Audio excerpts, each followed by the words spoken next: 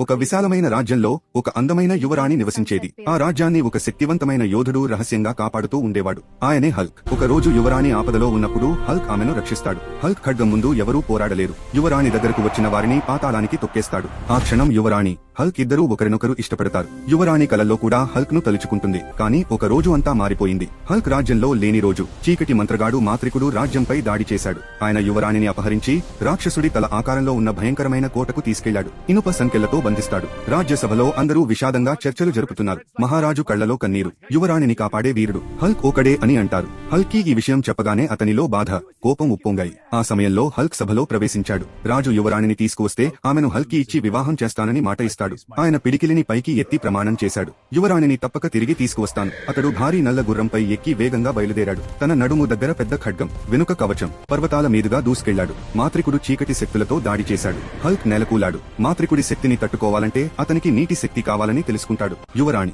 ఆయన పడిపోవడాన్ని చూసి కన్నీళ్లు పెట్టుకుంది. ఒక మహర్షి ఆశ్రమానికి వెళ్లి నమస్కరించాడు. ఋషి అతనికి ఒక దివ్య లోకెట్ ఇచ్చాడు. ఆ లోకెట్ శక్తితో హల్క్ జల అవతారంగా మారాడు. నీటి రెక్కలతో గాల్లో ఎగిరాడు. చేతిలో పాము ఆకార ఖడ్గం మెరిసింది. చీకటి రాజ్యంలో మహాయుద్ధం జరిగింది. ఆయన గాల్లోకి లేచి మాంత్రికుడిపై జలశక్తితో దాడి చేశాడు. మాంత్రికుడు చీకటి కిరణాన్ని విసిరాడు. హల్క్ తన పాము ఖడ్గంతో ఆ కిరణాన్ని అడ్డుకున్నాడు. చివరికి హల్క్ తన దివ్య ఖడ్గంతో దాడి చేశాడు. మాంత్రికుడి చీకటి శక్తి కూలిపోయింది. ఆ శక్తి ప్రభావంతో యువరాణి గొలుసులు విరిగిపోయాయి. హల్క్ మళ్లీ తన సాధారణ రూపంలోకి వచ్చాడు. యువరాణి అతని దగ్గరకు పరుగెత్తి ఆయనను ఆలింగనం చేసుకుంది. హల్క్ గుర్రంపై ముందుగా యువరాణిని, హల్క్ గుర్రంపై యువరాణిని కూర్చోబెట్టి రాజ్యంలోకి విజయంతో వచ్చాడు. ప్రజలు పూలు చల్లుతూ స్వాగతం పలికారు.